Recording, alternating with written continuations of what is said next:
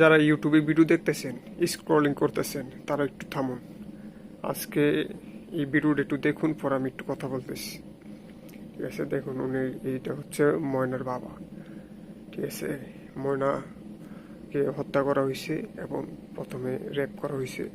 তার মরদেহ পাওয়া গেছে মসজিদের 2 তলায়, যে মসজিদটা সবসময় তালাবদ্ধ থাকে। মিনি গেটে একটা, এমনকি 2য় তলা ওঠার সময় একটা। নিচতলায় এমনিতে নর্মালি আরবি পড়ানো হয়।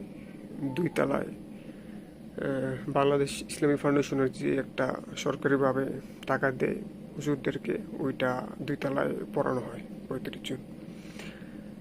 এখন মোল্লার বাবা এবং তার স্ত্রী এবং তার ফ্যামিলির উপরে এই দায়ভারটা দিয়ে দেওয়া হচ্ছে। কেন দেওয়া হচ্ছে এটা আমি এখনই বলতেছি, আপনারা একটু দেখতে থাকুন এটা। এই যে আমার ময়নার কবর, এখানে শুয়ে রয়েছে আমার সন্তান, আমার পারিবারিক সবাই, আমার দাদা মা সবাই এখানে আছে। আমি প্রায় আছি। আমার মেয়ে হারানো আমি যন্ত্রণা আমি বুঝতেছি, আমি জানতেছি।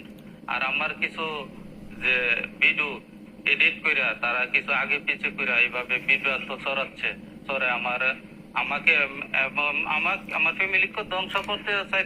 এখানে আমি একটা কথা বলি, এই এডিটের বিষয়টা, কারণ বাংলাদেশের মানুষ হচ্ছে মানে 70%, আমার মোবাইল যতজন ইউজ করে এর 70% হচ্ছে কোনটা এআই ভিডিও, কোনটা আগের ভিডিও, কোনটা পরের ভিডিও, কোনটা কাট করছে, এই জিনিসগুলো বুঝে না বাংলাদেশের ভিতরে। তো এই মানুষগুলোকে আপনি যেভাবে ভিডিও বানিয়ে ছাড়বেন, বিশেষ করে